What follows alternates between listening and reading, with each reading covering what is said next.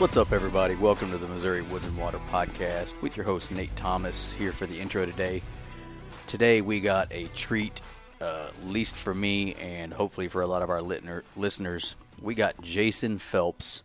If anybody from the Midwest doesn't really know who Jason is a world-known elk caller, actually owns his own company, Phelps Game Calls, has been on all kinds of televised hunts, and is also the host of a podcast called Cutting the Distance, which is on the Meat Eater Network. So Jason is a wealth of knowledge when it comes to hunting out west, and we talked to Jason today about all kinds of cool stuff, actually. We talk about our bow setups, which we weren't planning on, but we went into a rabbit hole right off the bat with Jason. Then we talk about elk, obviously, how he started Phelps Game Calls, and we actually get into Jason's very first ever whitetail experience last year in Kansas. He went whitetail hunting for the first time in his life, as far as we know. So it's an awesome show. We're excited. We were super excited to talk to Jason. So we're going to hop into the show right after I get through these sponsors right quick. Make sure you check out our website, MissouriWoodsandWater.com, for partner discounts, shows, and more. Morel targets. I've been pounding the hell out of my Morel target the past few weeks, getting ready for Wyoming, which is right around the corner for us. When you guys hear this show, Andy and Micah will be almost on the road to Colorado, and we are hoping to have an awesome elk trips recap show sometime after we're done at the end of September, by the time everybody gets back from their shows or their trips. So wish Andy and Micah good luck out in Colorado, along with our buddy Pat and Brandon and Roger. Weber Outfitters, WeberOutfitters.com. Man, they're starting to carry more and more stuff, as you can see. We all got our bows from them this summer and just got back from our what do you call that thing? The Try and Buy Whitetail Classic that they had, which they have already released a date for. I do not have it in front of me for next year, but I think it's mid-August sometime. So get on their website and check out that date and mark it on your calendar. Athlon Optics. I actually just mounted my Midas tack onto my new, hope my wife doesn't listen to this show, 6 Creedmoor that I bought. And got a Midas tack that I put on it today with my buddy Austin. He helped me out with that. Appreciate his help on that. And if you can't find a dealer, let us know. We'll find one for you. They got some awesome products coming out too. Midwest Gunworks. Use the code Woodswater for 5% off. I actually just bought a Arca mount. Just got it in the mail yesterday for that new gun. So check them out. River's Edge Tree Stands. Use our code Missouri10 for 10% off plus free shipping on hang-ons and ladders. If you don't have stands out, you need to get on it and get that free shipping. Lucky Buck, LuckyBuckMineral.com. Deer are starting to kind of transition off of hitting mineral a lot right now, but they still check it out. You're not at this point in the year, you don't need to dump full buckets, so you can kind of make a bucket go a long way throughout the winter and fall months. But it's not too late to get some out and try to get some inventory. On X, use our code MWW20 for 20% off. We got a show coming out with them maybe next week. I can't remember if it's next week or the week after, but show coming out with Jared at OnX about some of the awesome features that are going on with them. So check that out. Black Ovis, use our code MWW10, 10% off. You can get pretty much anything there, man. It's a pretty awesome place. Awesome owners. Love working with them folks. And then Reveal Cameras by Tacticam. Been the easiest things I've ever set up, like I said before. So get on their website, find dealers. You can find them pretty easily. They got some sales going on a lot, and absolutely love my Reveal cams. If I had to pick between the X Pro and the Reveal X2, Gen 2, I would almost pick the Gen 2.0 right now. It's super easy to set up. It's a little bit cheaper than the X Pro, and with that Wi-Fi feature where you can see the way the camera's looking, I think it's pretty sweet. It doesn't have GPS, but I really like those cams. And then Camo Fire, get on their app, check out that flash sale daily, and find some of those last second deals before season starts. So those are our sponsors for today's show.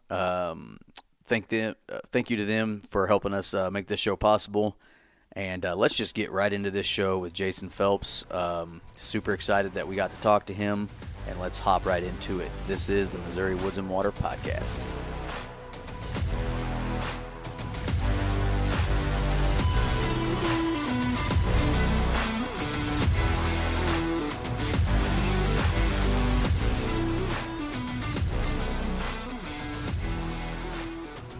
Okay, with us today, special treat for me. Mike, I'm sure you're excited too. Of course. But, we have Jason Phelps, Phelps Game Calls, and host of Cutting the Distance podcast. What's up, Jason? Not much. Thanks for having me. It's getting real close to hunting season, so we're about 20 days out from September, which for us, elk hunters out west is the month that means everything. Feels oddly not close, but it's like right around the corner. See, for me, we leave before Nathan does, and probably before you guys. We always go the opener so it's literally 2.5 weeks. I think we leave. So I've been having a hard time sleeping tonight because I get too excited and I just start thinking about bugling mules and all that sort of thing. Yeah. So great time of year, that's for sure. Yeah, just so much to do on the checklist, though. I'm so bad with my schedule nowadays where it's like I'm looking at my calendar today, like, order additional darn tough socks. It's like that's how I've just because there's like these things I need to check off this list before I get going and don't have time to get them.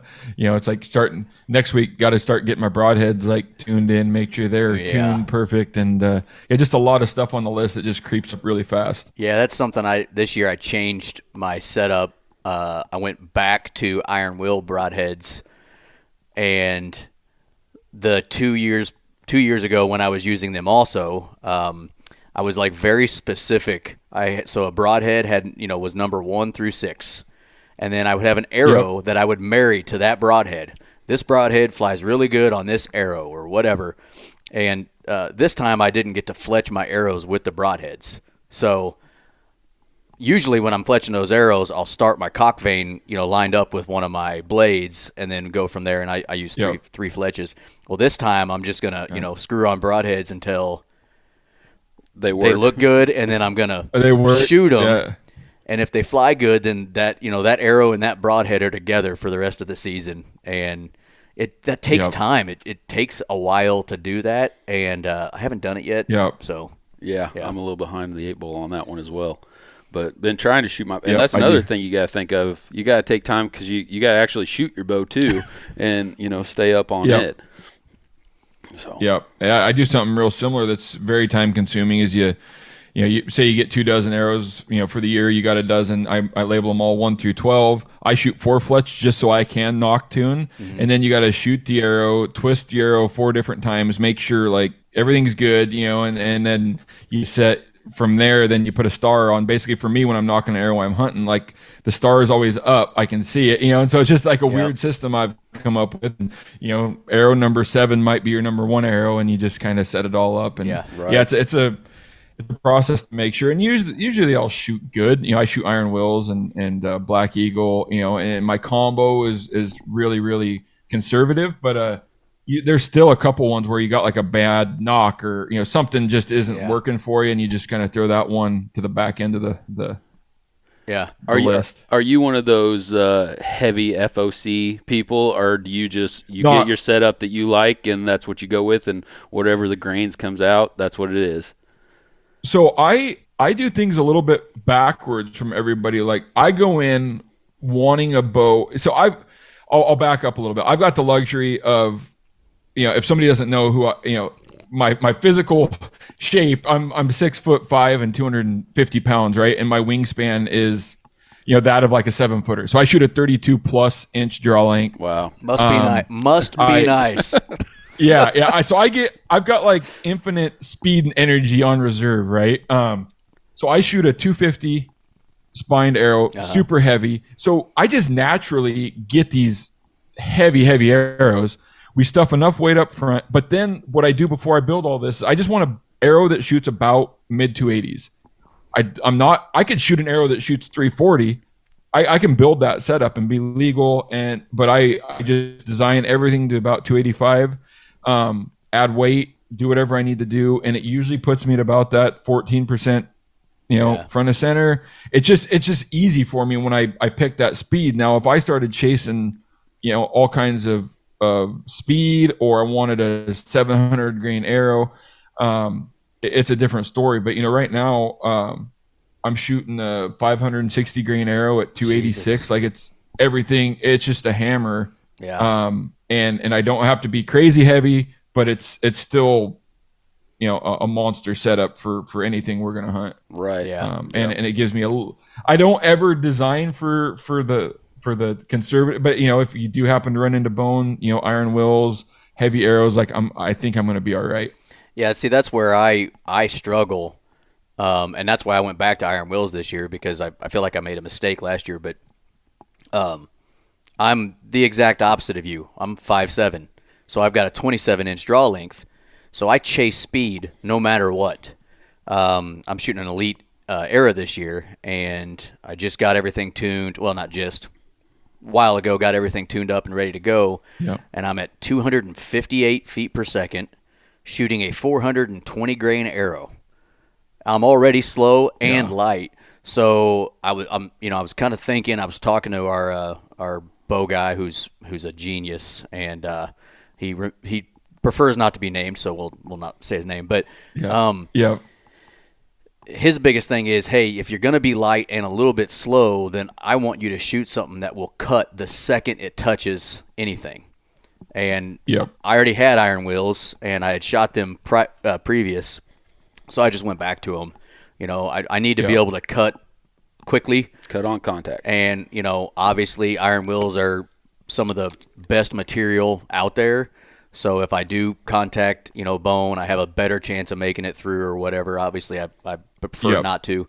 But, that's why it's hard to put everybody in the same boat when it comes to what do you use and what do you set up. Because a guy like Jason, honestly, he could probably shoot an expandable at elk. He's so heavy and fast. You know what I'm saying? Right. Whereas that's a horrible idea for a guy like me. So it just depends on what somebody's setup is, honestly. Yeah, and even expandable. I'm not going to get into it. It's all opinion, right? But sure. I shoot iron wills, but I still shoot their S100s. I want for elk. I want the absolute minimum cutting diameter, because more so than getting a big gaping hole on an elk. If I hit it in the right spot, I hit it in the right spot, regardless of how big a hole goes through there. But I want to try to do everything I can to get that thing to come out the other side for having that extra. I want that extra blood is so much more important to me. So, and flight's better, and so all of these things, I end up just shooting the smallest fixed heads I can for elk, and it's been a great recipe. I think I've lost one archery elk in the last 10 years, and I lost one way early when I started. But I haven't lost a lot of elk with that idea. Even when I was shooting slick tricks, the absolute smallest head I could get with them, and I was shooting the Viper trick, something that cuts on contact, real small head. Now I'm shooting iron wills, staying real small. So it seems to be a good recipe for elk, at least. When I first started hunting, somebody, and I don't remember who it was, I wish I could remember, told me, poking 2 holes in them is better than poking 1 big hole. Make it come out both sides. And I've tried. Obviously, when you make your shots, you're trying to make a shot that will do that. And doesn't work out all the time. Doesn't work out all the time. Last year, I was messing around with new broadheads, and I really think that's what my issue was. I was shooting those Thorn Crown. It's a gnarly looking head, but it was cheap material. I hit it square in the shoulder, and it literally only thing that penetrated was the broadhead itself, and then it broke off right there at where the insert is. And so I was like, I'm not going to do that again. So I changed things up. And I went to an expandable this year, but I went with the Severs, and I don't know if you know them at all, but they that's a little different setup than most of them out there. Right. I mean, I feel like they have the higher quality steel. It's a cut on contact blade. Really, tip. Yeah, really, really good high quality expandable. So we'll see how it does this year. Yeah. Hopefully I get to test it at least. Yeah. Put it to. So have you always? So the one thing I haven't changed yet, and I wasn't planning on talking about bows, but here we are. See, Yeah. I told you it just goes Yeah. wherever. We're in the rabbit hole. Yeah, we go down a lot of those. The one thing I've not changed about my arrow setup, so I got 24 arrows new this year with the new bow. And my old bow, which I also am set up to run, so it's going to go to Wyoming with us also, just in case, what hits the fan and I need a second bow, it's going to be there. But with that bow, I have always shot, your basic Blazer 3-fletched arrows, and I've always been happy with them. I've never had an issue. I've always shot good. So I haven't changed. The one thing I've always thought about is it would be so much easier to tune my broadheads if I had four fletchings. Yeah. But Yep. once again, I went right back to the Blazer 3 vanes, and it's just going to be like more I have to do because, like I said, I'll screw the. All of our arrows are kind of set up like a Western hunter. Like I feel like Midwestern hunters, maybe 10, 15, 20 years ago, were very cock vane. Like we have a white cock vane, and the two other vanes are going to be red or whatever color. And then Western hunters don't care what color the vanes are, right? Well, mine are all that way. Like mine are all orange or mine are all yellow. So then I can move that vane and mark it like you do. But it'd be so much easier if I had the 3. I just could not, or 4. I just could not bring myself to it. Have you always shot 4, or what made you make that switch? Yeah. So so I shoot all white vanes and a white knock because I can see it fly better. I don't shoot lighted as of yet. I can. My eyes aren't bad enough yet. I can see white fly great. I always know right where my arrow hits as long as everything's white. Now you even switch me up a little bit and give me like an orange knock, I start to lose my arrow real quick. So I shoot all white, and then it just if you go 3, you have to index that arrow right because otherwise it won't fly right. Where with the 4, you have to knock it right. Whether it's upside down, you're going to have vane clearance. Mm-hmm. So it was like, in the moment, back when I started doing it this way, I wanted to make sure that I didn't screw things up out in the woods. And that's really what led me to 4. But then as time went on, I'm like, well, it gives me, as long as I don't mark my vanes yet, it gives me 4 different chances to knock tune this thing. And then also with Black Eagle, I don't know if you guys are using it, we're using the new focus system. So if my broadhead isn't quite right, I can undo the Allen screw, twist my broadhead 40 degrees, tighten my Allen screw back down, rescrew my broadhead in, and see if that fixes it.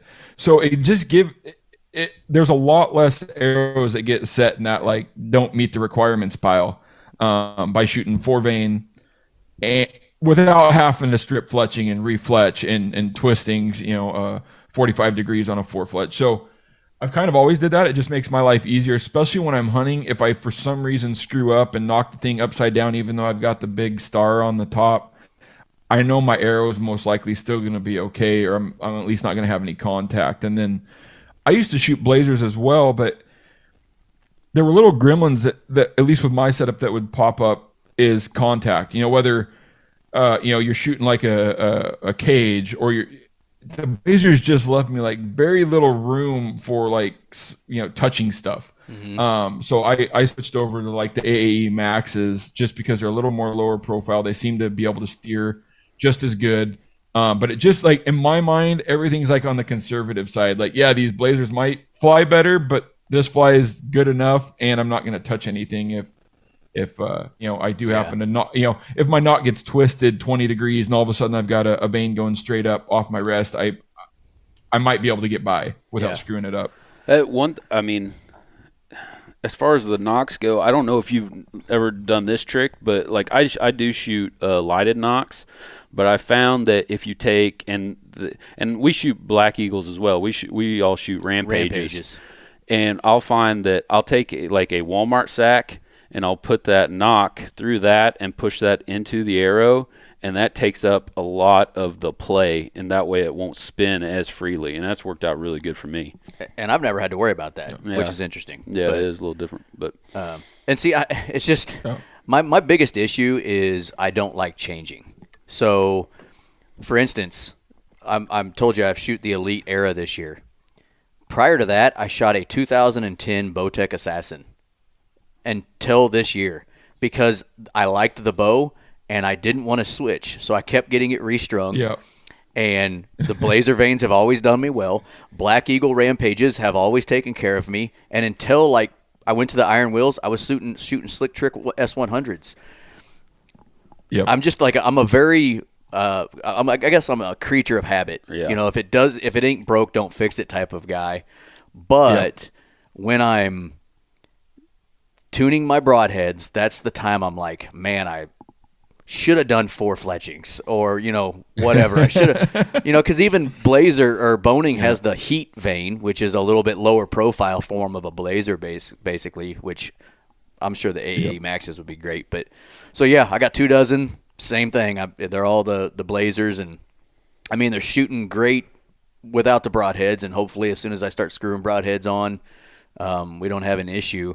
My biggest issue with the Iron Wills, and I'm sure you have a lot of experience with this, is I'm so scared to sharpen them. After you've shot them into a target 20 times, at the very minimum you should probably strop them or do the leather thing. But I do the cereal box with the stuff on it that I have. Yep. Do you find that is something you put off? Do you procrastinate messing with your broadheads? So I just had a long conversation with Bill just a couple weeks ago. I think he was my last podcast guest and went over a lot of this. Now, I might not be right or like talking to him. There is some sharpening, and he sells. I have found that at least the way that A5 tool steel is done up and sharpened and heat treated, I don't feel that my broadhead ever needs touch just from hitting foam. Like the foam is unable to roll the edge of that broadhead. And so I'll shoot it, whatever, if it's 100, 150 times. And if that arrow is number 1 in my quiver, and I can still take my thumb and flick, and you know when something's sharp, we've all heard it. And I'm like still cutting hair on my arm. I'm good to go shoot an elk with that, because I've killed lots of elk with arrow, with blades back in the Muzzy or interlock days, whatever I used to shoot 25 years ago, that was never that sharp, brand new out of the package. So hopefully I'm not giving bad advice, but me personally, I feel that the way that he's done that steel, heat treated it, put the edge on it, that a foam target is unable to screw with that edge. I felt the same way, because 2 years ago I didn't sharpen any of mine after I got them. Sharpen, maybe touch them up. It should be the better word. Yep. After I shot them, even though when I got them out of the awesome Iron Roll box they come in, I could shave my entire arm with a blade, and then after I shot them 30, 40, however many times into my target, were they as razor sharp? No.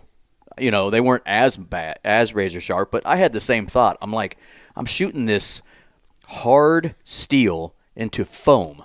How can it really be, doling it that much?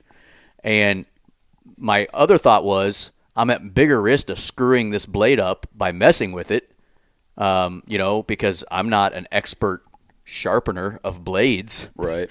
That I'm like, I feel like I'm at greater risk messing with the damn blade than if I just leave it alone and, throw it in the quiver. Plus, if you're using a quiver that has a foam insert, how many times you take it in and out of there, potentially. Yeah. So I didn't mess with him either, and that makes me feel a lot better. I did listen to that show, and I heard him say that, and I was happy to hear it. Yeah. I've got one of the Work Sharp. It holds your blade, and you can match the angle in real nice. But I don't even, not that it's I'm lazy or whatever. It's just not even worth my time. I feel like it's just sharp enough, and it's. I don't even need to touch them up. Like I'm super confident just taking those things, 150 times into a foam and going and shooting into an animal, and then the blood trails have backed that up. Like I haven't ever needed more blood as of late. Yeah, well, that makes me feel better. Yeah, I did not realize I'm a huge fan of Jason Phelps. I will say that, but I did not realize I've got the same broadheads. I don't know if you actually have what Black Eagle arrow are you shooting? So I'm shooting the X Impact just so I can get on that 250 spine a little bit. I don't remember if it was more weight or less weight than the Rampage, but it allowed me to build a little bit different arrow to get to that 285 than the Rampage Gotcha. Did. Yeah. So yeah, that's But I didn't realize. So me and Jason are just smart. That's fine. Yep. Same person, right? Yeah. We're shooting the. Yeah. You see it, what's that meme where there's a picture of one thing and a picture of another, and then it's Pam from The Office, but underneath, and it says it's the same picture. That's me and Jason. If you put us next to each other, Yeah, couldn't tell the difference. even though he's 6'5" and I'm 5'7", no big deal. Yeah, just a foot taller or whatever. So okay, we'll climb up out of the rabbit hole that we just started, which I think was a really productive rabbit hole. Sometimes our rabbit holes are much less productive than that. Yeah.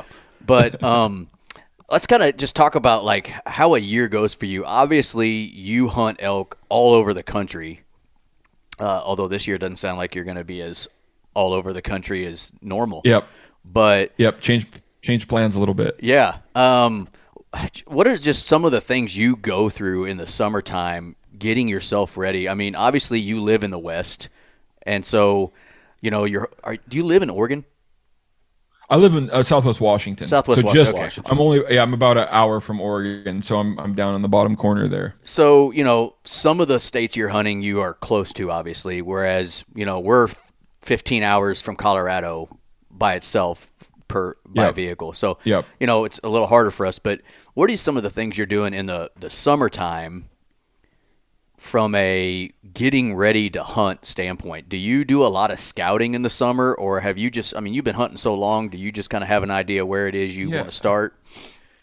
So I'll tell you what I do now versus what I used to do when I had to do it. So as I've grown as an elk hunter, I've been able to not have to do some of these things because I know for pretty good certainty when I show up to a spot that looks like this, it's going to have elk. Growing up, learning new, because I grew up in what I would say industrial timberlands, which I had to figure out how to go do this more, mountain-based hunting, I would say, or public land-based hunting, because here, when we grew up, it was, either ride your bike down a logging road and bugle off all, in a walk-in area, or you would drive landing to landing, bugle off of like prominent points where you get a boulder spawn. And it was, my family was all in the logging trades. So they were always in the woods. They always had their eyes on elk. They always knew, where the animals were. So I had it easy. And then I wanted to just explore and go find more adventure than just doing it, truck based. And I wanted to hike in. I wanted to camp. I wanted to, which then led me to doing a lot of scouting. It was a lot of information picking. It was a lot of, looking on websites and, even hiking reports, like, are there elk in the area? Are these hikers seeing elk? They're not even hunters, but they will say if they've seen elk up some of these wilderness trails, and just trying to gather all of this information, talking to everybody that I could about, elk and area and trends, and doing all of that. And then one thing, and I don't claim to ever be the expert on being in shape. But one thing that was the real difference for me was the physical output required to hunt the way we do now versus the way I used to hunt. Right? We could use chainsaw winches and trucks and haywire. We could get our elk out whole versus like this all needs to be on our back. We're going to be 8 miles from the truck, and so that was one thing that I did work on a lot back then, was just like a little bit of mental toughness, a little bit of like, how do you get yourself in shape to hunt for 10, 12, 14 days in a row, putting your body through quite a bit more. So that was one thing I spent a lot of time on, found a system that worked good for me. And then for me, it was a lot of mental toughness. Like, I want to be successful so bad, or find success elk hunting, that I'm willing to do stupid stuff. I'm willing to probably, hunt harder sore than those people would be, but it's all because I can focus on what I'm out there trying to do. But yeah, nowadays, let's fast forward to now. I do quite a bit of e-scouting still, just to confirm that the areas I think will hold elk, and that it's checking all these boxes. So, we talk about it all the time, but I'm looking for spots where elk will have feed, in a drought year. Elk will have feed during a moist year. Elk will have water in either drought, and some of that plays in, like this year. All right, we had a great spring. We've got all of this extra, out west. Everything's in the spring bloom. So we've got higher than normal brush, but now we haven't had rain in a lot of spots for a long time. So now we've got all this brush that's dying. Like, is the food going to be burnt up by the time I get there up higher? Because a lot of times we'll go to a spot that's super productive one year because they had food above timberline or at that fringe. You go there the next year, everything's burnt up or something's changed. You got to drop and where the elk going to go. So I spend more time creating plans A, B, C, however many different ideas. And then that's really my extent, because this year I am going to hunt at home, but a lot of my hunts are at a point where, I can drive there maybe once and set trail cameras and I'll pick them up when I get back. So my scouting is probably way lower than it needs to be, but I also do have the advantage that I've been able to proof a lot of my ideas and theories in a lot of different spots. And so I feel like I've got pretty good at making sure I'm not going to end up in a dead zone. And then, aside from that, work out 2 to 3 times a day, I wish 2 to 3 times a week. Try to just keep my lungs and muscles, kind of, and really all that is to do is prevent that day 3 to 4 like bonk. I'm never in as good a shape as I need to be, but like I say, I'm stubborn enough when I get there that I just don't want to hit that everything's sore on day 3 or 4 from hunting hard. And you shoot your bow, get my setup dialed. For me, I'm not going back down the archery rabbit hole with you guys, but for me, like, one thing in my mind is just confidence in my setup for that year. So I want to leave here before I put that bow and strap it into its case, like, as confident as I can be in that setup. I won't leave here. I'll spend another day or 2 here tweaking my setup or shooting or doing something before I'd rather go hunt with the setup I'm not confident in. And then that's really what I'm doing in the off season, a little bit of training, making sure my bow's set up, and then just kind of pre-scouting where I think I want to be, and what plan A looks like, plan B, and go from there. Yeah. Go ahead. I'm asking this selfishly because, like I said earlier, we always hunt, opening. We usually go that first 9-10 days, whatever it is. In Colorado, it's like the first Saturday of September now, I believe. So it's usually around the first, second, third, whatever. You might not now, but do you hunt the entire season, and how does that change throughout the season? Like, obviously, before the rut hits, they're not as vocal. I mean, in my experience, and I haven't even been able to hunt the actual rut for elk. So how does your strategy change beginning, middle, late season for you? Yeah, so I'm very fortunate, aside from this year's plans being a little different. Normally I'm every day or every day that I can be hunting that I've got a tag for, I'm out there. And I would say there are days that are better than others for the way that I hunt, but elk have been killed by me or my group from, the end of August all the way to the end of October with bugling elk and using some of the strategies and the ideas that we use. I feel, I'm trying to figure out how to put this in words, but every day in September, I have an equal shot of killing an elk. Like, no day is necessarily better than the other. Now, a September 1st versus September 20th, like comparing those 2 days, September 1st, I may not hear, I may hear 20% of the bugles I will on September 20th, but those ones that you do hear on September 1st have a higher percentage of me calling them in versus the bugles that I hear. So I think by the time you say, all right, I can call in half of the bulls I hear on September 1st versus on September 20th, I'm going to call in, 10% of those bulls. You end up in the same spot with the same, opportunity for success. So strategies change. Maybe as my aggressiveness or the calls that I'm going to use to call that bull into my location are going to change and vary a little bit from start to finish, or peak to post, or wherever we're at in the season. But I've always said there's only so many days in September, and I honestly don't think the time or the date is necessarily going to affect your success that much. It's funny he says it that way, because we've had the same. For out of necessity, because some of the guys in our group are farmers, and so they can't really be gone late to mid-September. They need to be back for harvest here. So we've always went, like Micah was saying, at the very beginning of the season in Colorado, in an OTC unit, which is no longer OTC, but until last year, OTC units, anybody can have a tag, highly pressured, let's say, in that regard. But even though we're not in the quote-unquote rut at that time, every damn year somebody has a experience with a bull. Like you guys had one last year, was it? With the one screaming in your guys' face? Oh, that was Andy. That was Andy, yeah. Last year we had a lot come in silent. They came in, but it was always silent. Yeah. So. But it seems like every year there's an experience where there's a bull screaming in your face beginning of September. And it's like you said, it's like that one that will do it seems like he's pretty into it. Now, it can be aggravating from our standpoint because when they're not talking, you feel like you're just walking around trying to find a needle in a haystack, especially when you don't know exactly where the elk are, if they're on this mountain, this one, because you don't get to scout, you don't have the opportunity. You pull in the day before season, set up camp, and it's time to go the next morning. So you're hunting a little blind when they're not talking, but it seems like every year they'll talk at some point during that trip. Yep.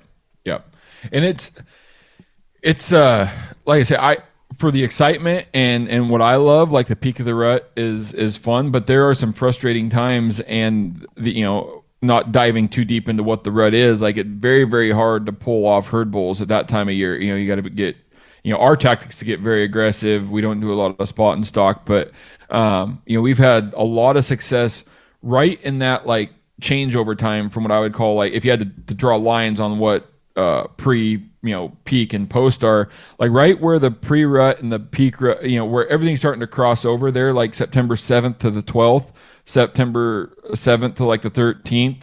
Our strategies work really, really well right there. Now, unfortunately for us here in like Washington, our season opens up on the 12th. Well, we've only got a 2-week season. And one thing that, not that I still wouldn't hunt, you guys have to hunt opening weekend because of the farmers and the people you hunt with.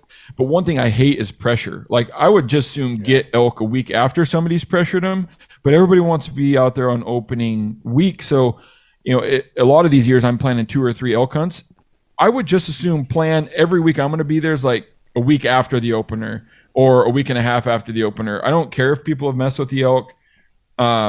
We'll go find pockets of them, but the rut's going to happen. And I would just assume be hunting without people in my spot or a spot I want to be or messing with the elk, more so than, being there on the opener. So that's one thing I always kind of look at as I'm planning is, all right, do I really want to be there on the opener? What kind of extra pressure does that put in the area? It's really deflating. I'm planning my hunts, Yeah, it is. I don't know what area or type of area you guys hunt. One thing, and this goes back to my desire to want to be successful and a little bit of my stubbornness, but I can usually devise a plan that's going to wear me out or try to kill me, but I'm going to get away from people. Like, all right, I'm tired of dealing with all these people at this trailhead, or this, I'm going to go to this spot. Nobody's went up there because it's steeper, deeper, nastier, and just like I'm going to dive into there just to get away from them. Is kind of, how my stubbornness works, because I just want to find that success regardless of these other people in the area. Well, if you're hearing what we're saying, I mean, like we kind of were in that situation out of necessity because, obviously I personally and Micah, really any of our group, we really didn't start hunting elk until we were a little bit quote unquote older. So guess what? We didn't have points anywhere.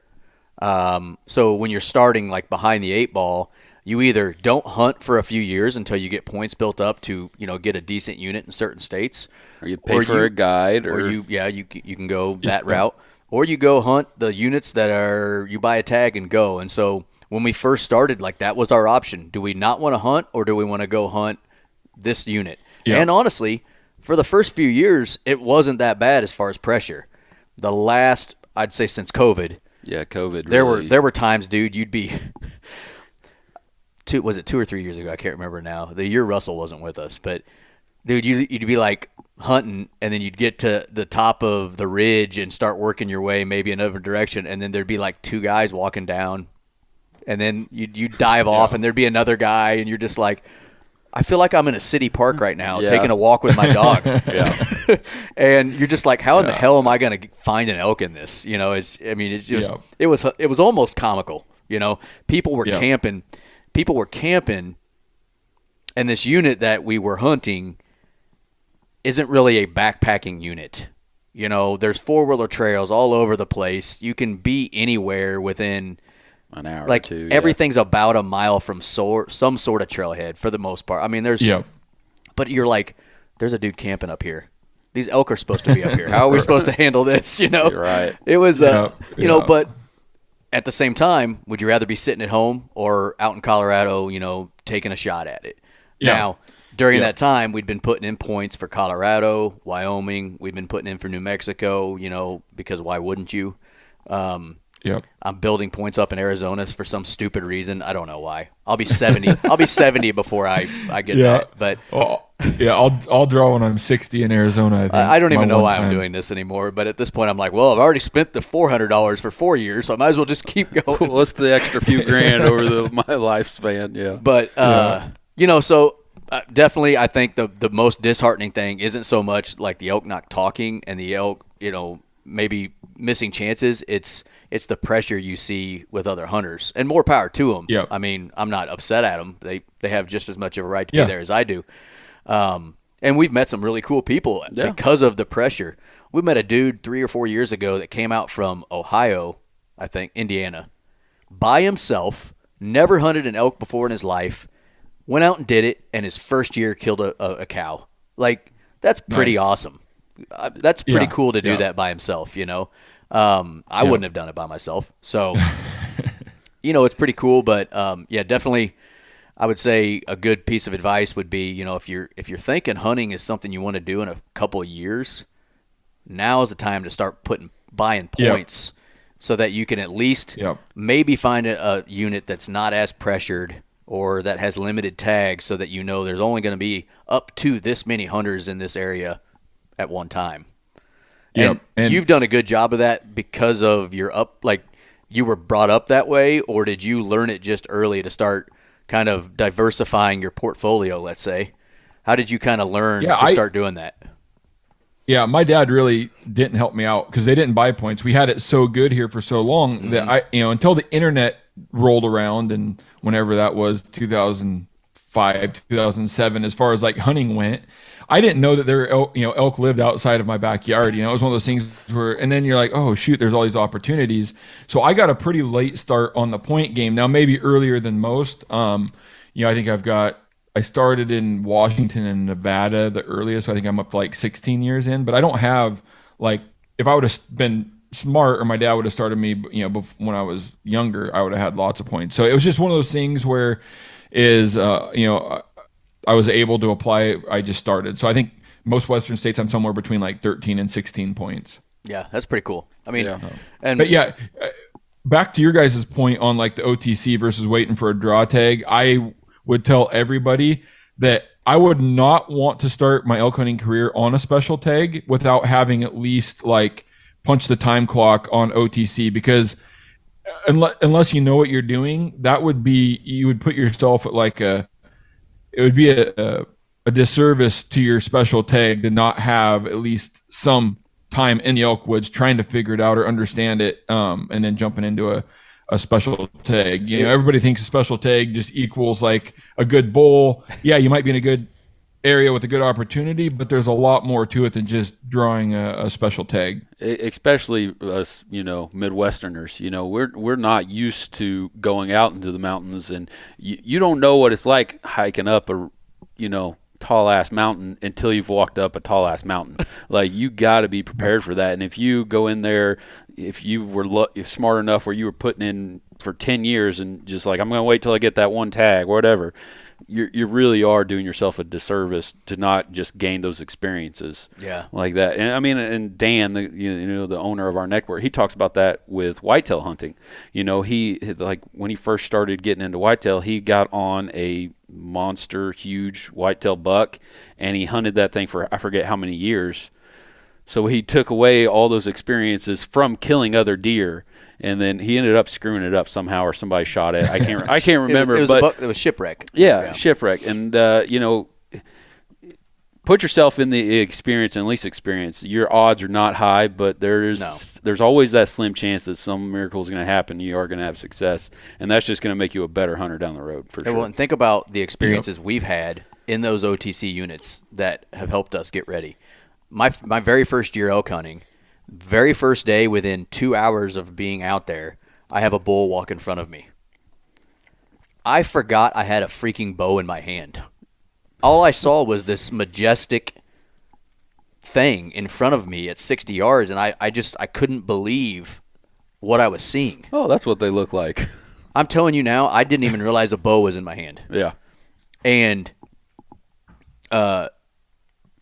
think about that for flatlanders, even just that, right? I mean, I don't know what an elk look. I've never been in front of an elk in my life before I went hunting, or if you went to Estes Park on a vacation, I guess you could see them within 3 feet of you. But, just seeing an elk in the woods or in the elk woods is an experience that helps you get better ready for, actually. There's a difference between seeing an elk and being ready to kill an elk. Those are, to me, two different things. And that helped us get ready for opportunities we've had, and obviously now I'm going to be in Wyoming this year, so I feel like if I'd have just drew that general archery tag in Wyoming and not had any experiences before, I have no idea what I'm getting myself into. I still am going to a place I've never been to in my life, I've never stepped foot on, but I feel at least ready that if we're going to get an elk in front of us, I'll be able to do what I need to do. Instead of, hey, I waited this many years to draw that Wyoming tag, and now I get to go kill an elk. Right. Yeah, you're almost lying to yourself if you think that you're going to be like really ready. Yeah, and there's so much that goes on between seeing an elk and loosing an arrow at an elk. There's, can you keep your heart rate down? Like the first time, it's going to be is going to be the most elevated. You're going to be the most excited. So if you can replicate that a couple times, even figuring out when you can draw, like how much is too much for an elk to pick up, like all these little things, it may take you getting through these phases or steps in the process to get to the next one. And if the last thing you want is to call in the bull of a lifetime on your special hunt and not be able to know when to do these things or have an understanding of when you need to draw or what an elk's going to let you get away with.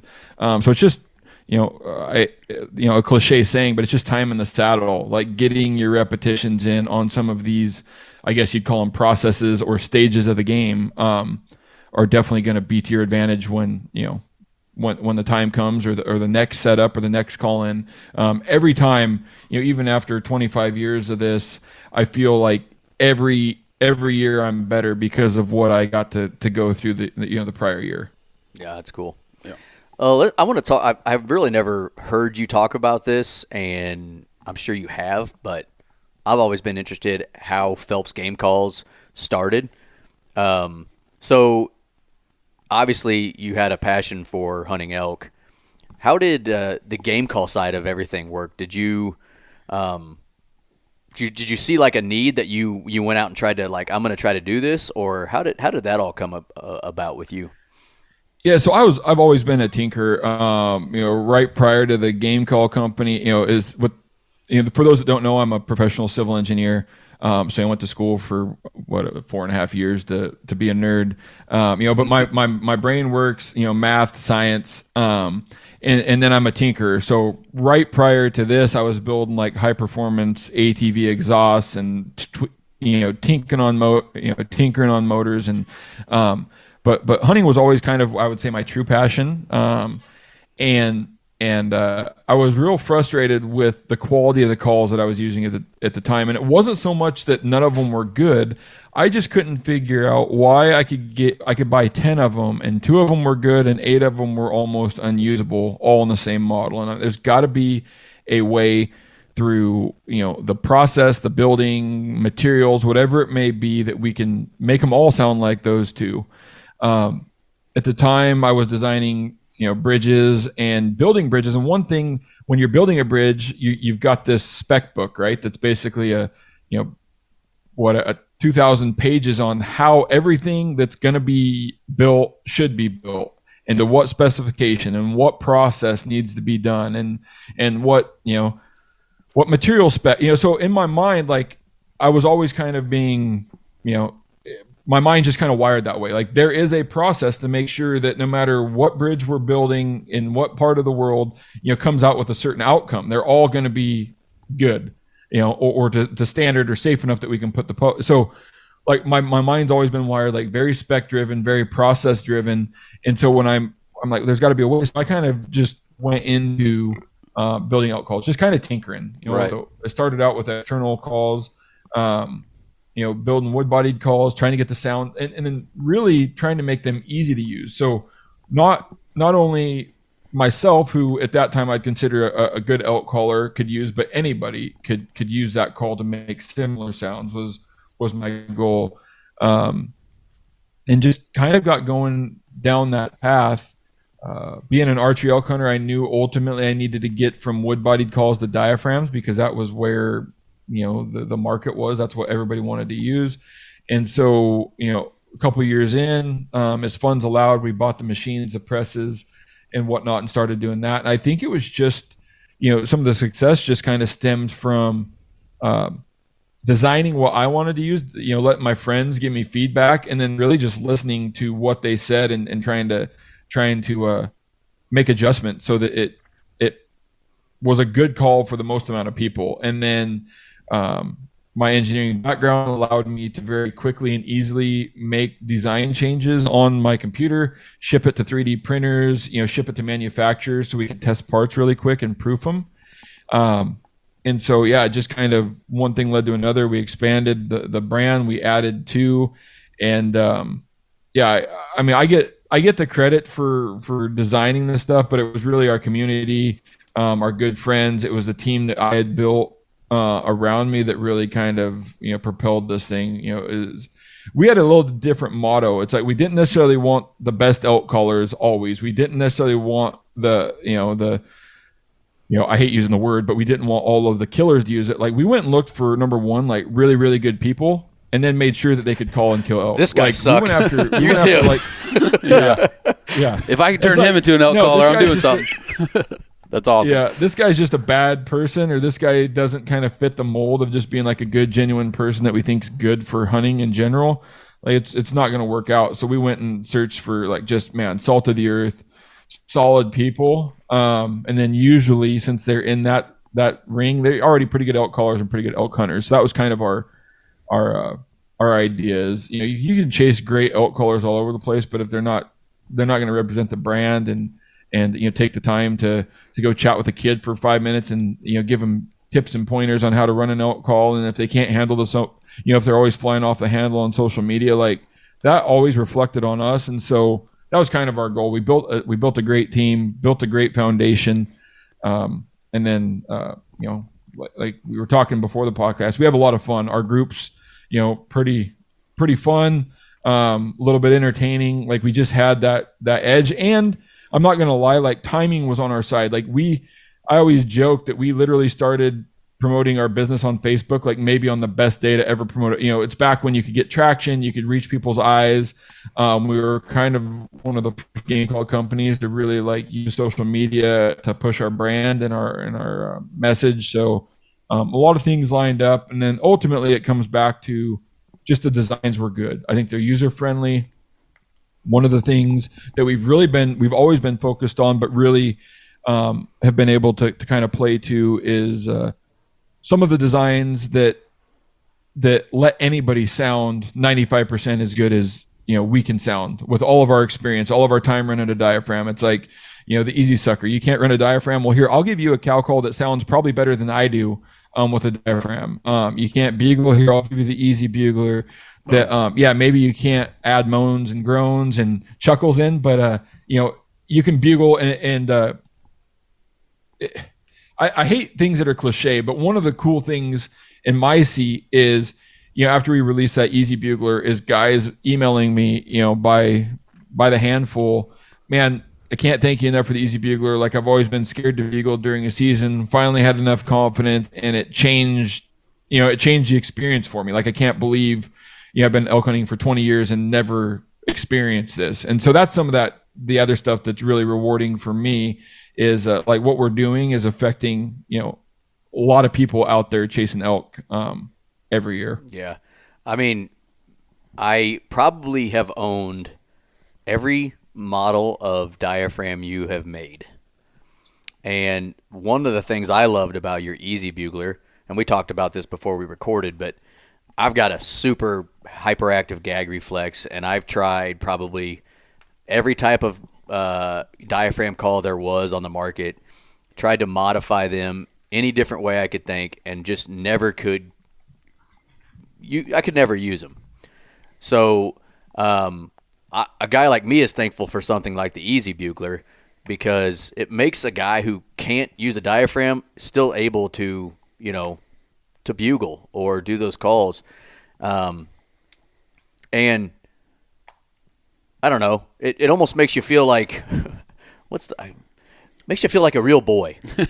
There, how about that? I feel like a real boy, right? Because, the first few years I went elk hunting, I'm like, I'm not even going to put a tube in my pack because I can't do it anyway. I don't even know if I had like diaphragms. I remember one time I was like, I'm going to have this diaphragm, and if I have to, I'm going to force myself to use it. And that's not going to happen. What are you going to do? Sit there and be like, No. Well, especially because you can't practice with it. No, so you're like, I'm going to do the first time. It's going to be great, and I'm going to be on the mountain. And I remember it just doesn't happen when I started looking for external bugle tubes. I bought, and I'm not going to name brands because I'm not here to run anybody down, but I bought a bunch of what I would call garbage. Like, okay, here's this one. This is going to work. And then it's just like, oh, this is horrible. Okay, I'm going to try this one. And so, like, the Easy Bugler is a huge type of thing for those types of guys. And then, honestly, when you have guys like you and Dirk is another, like, he's a great, in my opinion, teacher on the YouTube channel. Like, when he's teaching people how to use the Easy Bugler, it's like he's sitting right there with you, showing you how to use it. And you can figure it out for sure, but I think that's where a lot of other companies failed, is the education side of using calls, where that's what I liked so much about, Jason Phelps originally, was the teaching side of it. Okay, here's the call, but then, hey, this is how you can get good at it. And it comes along. I mean, me and Dirk talk about when we make our education, we go to our, our sportsman shows in person, right? It's me and Dirk at the booth helping you. And so the nice thing is we're the ones personally getting asked, and we get to see why they can't run an Easy Bugler, why they can't run a diaphragm. And so it's easy once you go through that to then go back and build your videos, because you know how to address any issue that somebody might have out there, right? And it's a good, like, I would say, like a full circle that we get to be with people in person. So when we go to make the video, we know what all of those realistic issues or run-ins or hurdles are going to be when you're going to use it, so then we can address those in our videos. And that's really kind of our point is, you can go tell people how to use it, but, and this isn't meant to sound pretentious, but me and Dirk don't have a whole lot of issues with anything that we build. So we don't know, like, oh, it's because your lip's too far back, or you didn't know where to place that. And so being able to see that in person is really, like, helped us pinpoint some of our education, which I think is helpful, because as much as I hate to, like, think of the business is people, like you becoming frustrated with diaphragms, I have no doubt we could eventually get you figured out. But if somebody's not willing to kind of push through that hurdle, you've lost a customer. They don't have anything good to say about it. But if we can get these people to quickly, break that wall down, or kind of, knock the hurdle down, then it looks good on the brand. And so, there's a little bit of business tact and education as well. Like, we want people to be able to use our stuff and sound good on it. I would like to personally extend an invitation to you to try to figure me out. I feel like I'm the one guy who's never going to be able to probably do it. Not. Never going to get it. You obviously don't know me very well, but my whole life has been rough. Like, I can't go to the dentist. I have to go to the dentist, but I can't get, like, x-rays in my, like, I can't do it's. Dude, I'm a gagger. That's all there is to it. You walk in and they put the gas on. You're like, all right, he's got to have his teeth. Yeah, knock his ass out. Yeah. That's it. Like, imagine me growing up with strep throat when I had strep throat and you had to go get tested for strep throat. Doctors had to hold me down as a kid to get that thing back there. But so okay, we're gonna make a hard pivot now. Well, before we make that pivot, okay, I do just for listeners, getting into it. Could you name off maybe 3 to 4 or 5 calls that you would suggest for a beginner that is just getting into the game? Some of those easy ones to use, just so they have something to go off of. Yeah. So I always recommend people try to start with diaphragms. It gives you, as an archery elk hunter, even a muzzleloader elk hunter, somebody that's hunting during the rut, gives you hands free. Right. So being able to use a diaphragm gives you the most ability to make all the sounds, bulls and cows, add emotion to it, make every sound, on the spectrum. And then with that, we do have a beginner 3-pack, which a lot of guys are like, well, I don't know if I can use one. A 3-pack, what it does is we've spaced them out far enough in our lineup that you might be a brand new caller, but you might need a call like Dirk uses because you're going to put a lot of pressure and air on it. So we'll have one that's on this side of our spectrum, and then we're going to give you one that's easier to run. Just because you're new doesn't mean that you need like a light call. So what we try to do is give you 3 calls.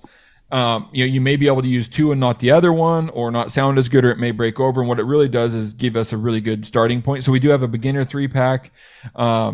That we recommend to everybody. It gives us a really good idea on where people are at. And then I would say, aside from that diaphragm, we've got the Easy Sucker, which is the inhale elk call for people that can't run a diaphragm. You can run that hands-free while you're archery elk hunting, so you still have the ability to make elk sounds and not have to move.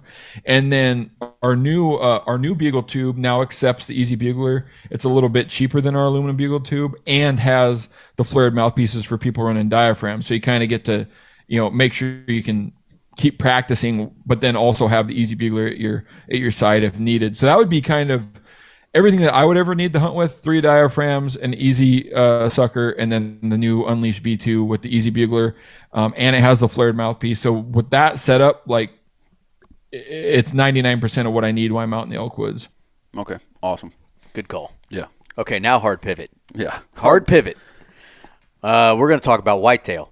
Because, that's what we cut our teeth on growing up, obviously. Not even growing up, when we started hunting, Micah growing up. But you've gotten into the whitetail. And one of your – it's not your last episode, but the episode that you guys had on Cutting the Distance where we're introducing Dirk as a co-host, you guys were talking about, the superior being the elk, and then – the second best one being the whitetail, not the mule deer, Jason.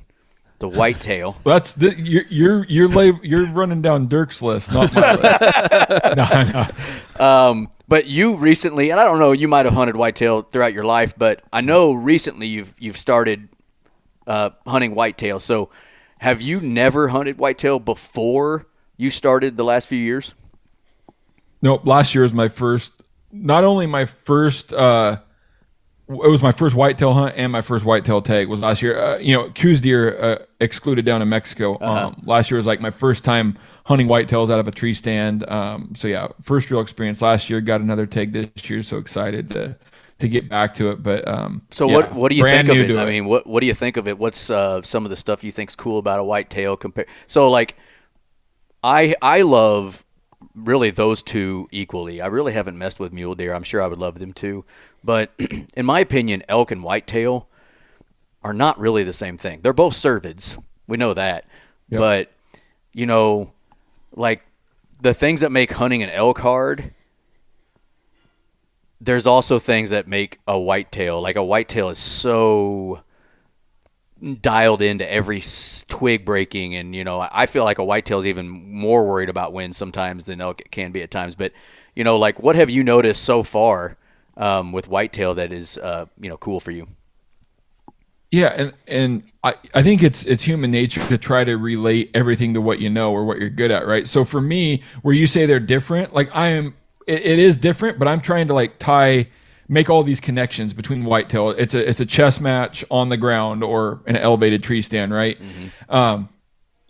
You're trying, and I love the game already, and that's why I think maybe even why I love mule deer just the same. It's just you've got a problem. The problem is me, guy with a gun or a pointy stick, wants to kill this deer, right? And then you've got all of these things happening, or external effects, nature going on, rutting going on, and then you're trying to basically figure out where that buck wants to be and why, right? So one of the first differences is, elk, the density I would say is lower than whitetail. If you're in a decent whitetail spot, you've probably got bucks around you or within a mile. Elk, sometimes I've got to walk 2 or 3 more miles to get into the pocket where their water's at or where their bed's at. So one thing I do like about whitetail is I can damn near climb up any tree stand. Yeah, that buck may not walk by me, but I'm in the game. Like any chance that buck could decide to come here. So that's one thing I do like about whitetail. One thing I don't like, at least where I hunt in Kansas, aside from sometimes the big bucks will come out on the ag field, is you can't really see the things with trail cameras. Versus if I'm hunting elk, like I can see the biggest bull up in some alpine opening with his cows in the middle of September. So I don't like not necessarily knowing what's going on without the use of trail cameras. And I love like the idea of, so I now equate like setting up on an elk. When I locate an elk, I get in tight to 100 yards. I get the wind right. Now I now equate that to like, where am I going to hang my stand? Like if the wind does this, what's our predominant wind? Where do I think this buck's going to approach from? You're always calculating your risk, right? How do I get into the stand? Is he going to, is my trail in going to screw things up? So I like just putting all of these pieces together to figure out where you want to be. Now, I'd be lying to everybody if I get to make all these decisions for myself, because I'm on a property that my buddy owns. It's already fairly well set up, and a lot of this is figured out. But just being on the ground, I want to be like an active hunter, and so I'm thinking like, hey, Randy, why when we come in here, like, is this so the deer can't smell us? Or, hey, if we were to back this setup, 25 yards, they wouldn't be able to go behind us, and so it's just being like an active participant in what's going on, and then trying to figure out why and how come everything's set up the way it is. Have you found yourself? I love it. Go ahead. Sorry. No, I was going to say, and then at least where I'm hunting last year in Kansas, the deer were very callable. Like they would react to a grunt, they would react to a bleat, they would react to rattling, which to me, that's always been my thing, probably why I love elk hunting so much. But to be able to interact with the deer and have some pretty good success, it was a lot of fun. And there's something about just like watching the woods come alive while you're stuck in a tree that's pretty damn cool. Yeah. I've noticed this with myself because obviously elk hunting was the last thing I started doing, whereas whitetail hunting was the first thing I started doing. As an elk hunter now, I find myself more and more okay with being on the ground hunting whitetail. Because as an elk hunter, I don't have a tree stand with me or even a saddle. I'm on the ground and I'm trying to find elk. Mobile. I've heard of guys hunting elk out of saddles and tree stands, but that's odd for me. Well, now with whitetail, if I feel like I need to make a move one day, I don't have any problem being on the ground. I mean, usually when I'm on the ground, I think, man, it'd be nice to be 10 foot up in this tree right now. But, I don't have that issue. Was it weird for you at first to be like, I'm going to go climb this tree and sit in it for 6 hours and hopefully something walks by? Or do you find yourself wanting to make moves because that's kind of what you've grown up doing is, being mobile? Yeah. There's in a few of the stands where you can see, and some of the stands were on field edges, and the deer, the buck, even a target buck would come out on the opposite side of the field. And like, I'm instantly like, I can get out of here. I could back up, go down this ditch line, get in that ditch line. Like he won't see me, and then I'm going to ambush him over there. Right. So your brain instantly goes there, but then you're like, what are my chances?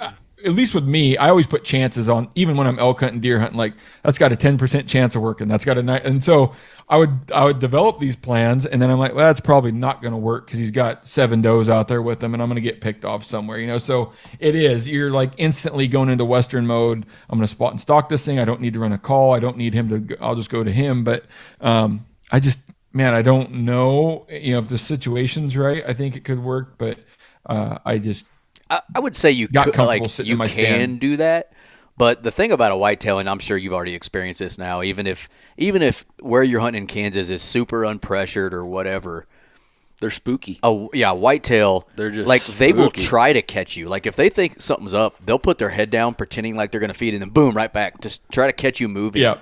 They're so spooky. They're so on edge all the time that, like that move that you might make, dude, they might have saw you getting down out of your tree and you spent the next hour and a half trying to get around him and he's been gone for 2 hours. Right. They are so spooky that I have made moves before on deer, and one time it almost worked. No.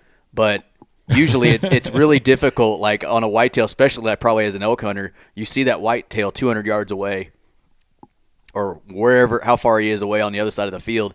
And yes, a whitetail is callable. We all know that. They typically don't talk back. I mean, they will, but that's where there's a difference, because it's not like a buck's going to scream back in your face.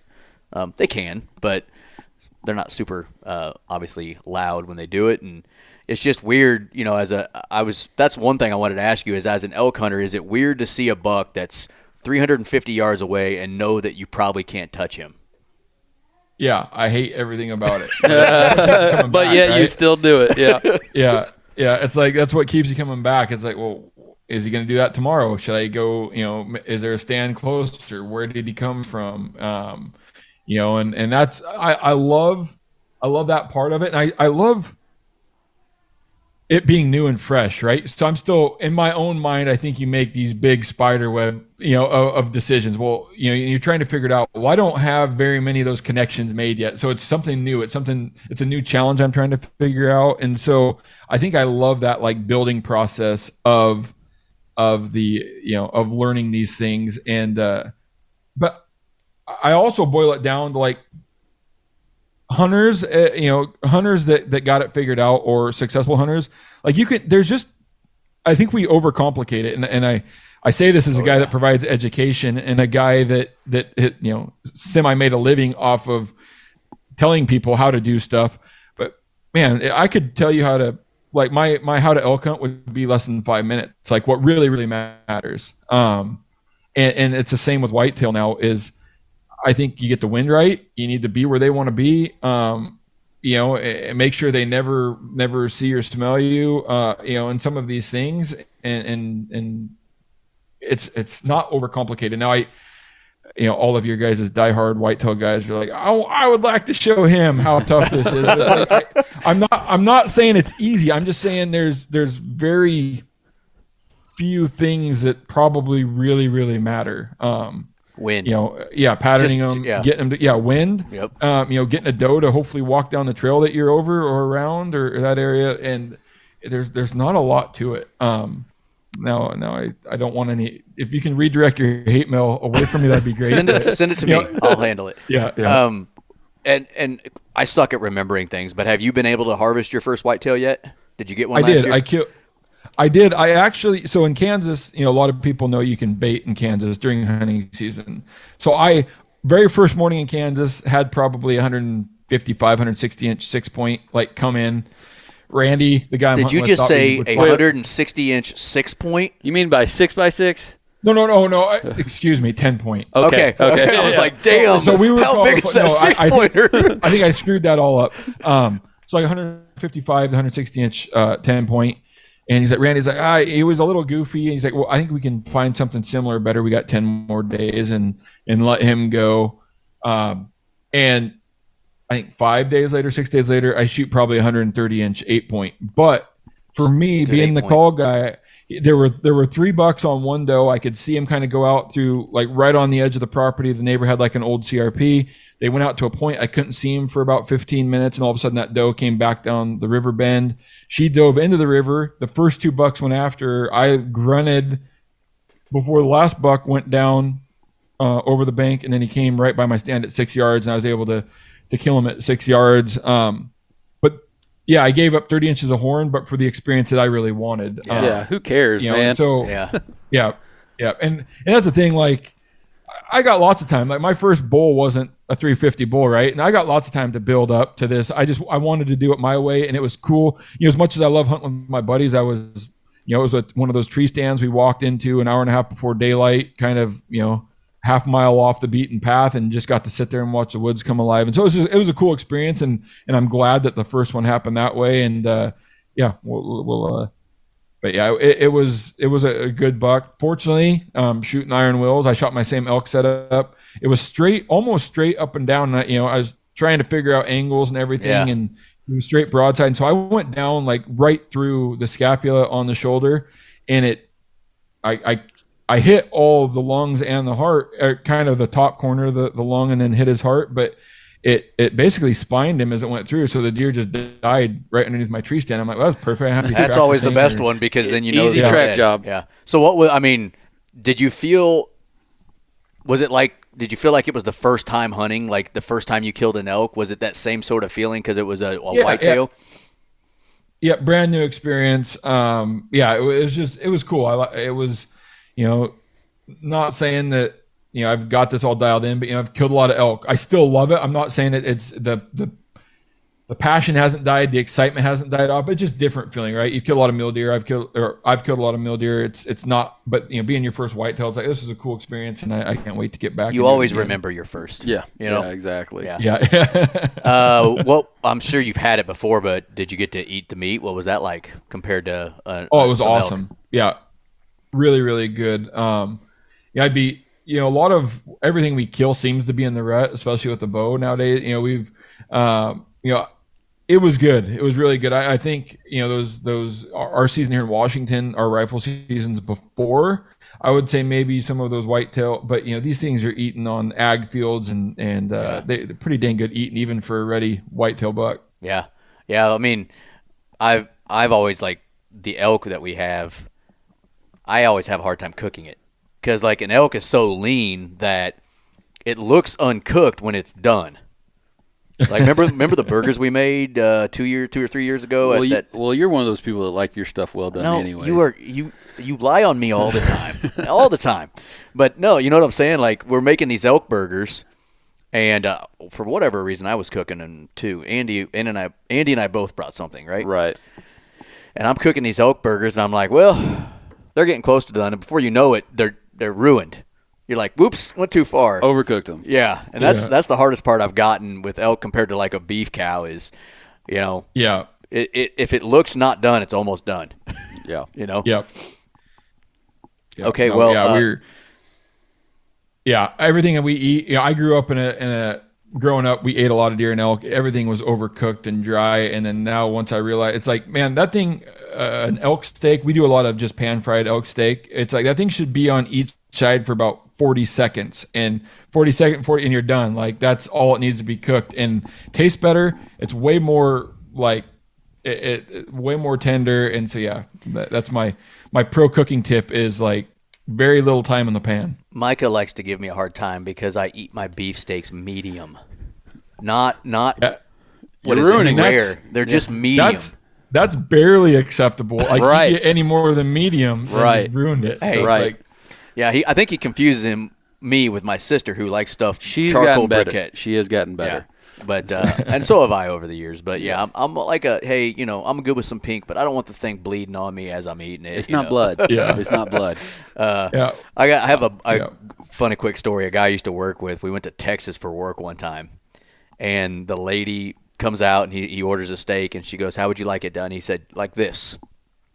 Put it on the thing, count to 10, flip it over, count to 10, and put it on my plate." He said that to her. I mean, I and can I'm do that. like, okay, I'll do it. I'll eat it. but. Yeah. Yeah. I thought that would be really cool to hear. I mean, for anybody that is paying attention, I guess, in the outdoor space, I guess we could have probably had you introduce yourself at the beginning of the show. But Jason Phelps is, to me, an awesome elk hunter, an awesome steward of the sport of elk hunting, and the outdoor community. And it's just kind of cool to hear him kind of go through a new thing.